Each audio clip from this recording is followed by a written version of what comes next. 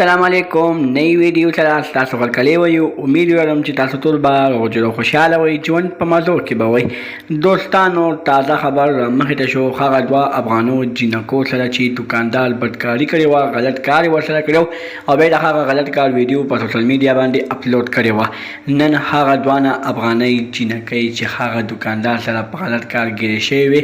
هغه خپل پلار د غیرت په نوم باندې قتل کړې پلار د غیرت په نوم باندې خپلې دوه لوریانې په کومه طریقه قتل کړې ټول معلومات په لره په دې ویډیو کې درکوو کو چې تاسو زموږ د پوره معلوماتو نه ځان خبرول غواړئ نو زموږ دا ویډیو خامخا وګورئ چې پوره معلوماتو نه ځان خبر کړئ دغه رنګې نورو معلوماتي ویډیوګانو لپاره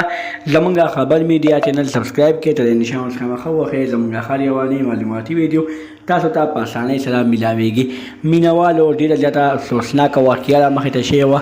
ډېره شرمناکه واقعه وه چې دوه افغانو جینکو سره یو دوکاندار غلط کار کړی وي او بیا د هغه غلط کار ویډیو په سوشل میډیا باندې اپلوډ کړی وي چې کله هغه ویډیو په سوشل میډیا باندې اپلوډ شي او هغه ویډیو زیات تر کسان وګوري او خلک یې ډېره زیاته خوښه کړي او په سوشل میډیا باندې هغه ویډیو ډېره زیاته وایرل شي نو د هغې نه بعد هغه دوه افغانۍ جینکۍ 13 ورځ خپل پلار د غیرت په نوم باندې قتل کړي دوستانو دا د یو پلار دپاره ډېر زیات د شرم مقام وي چې یو لوري پردي سړي سره په دوکان کې غلط کار کوي زنا کوي بدکاري کوي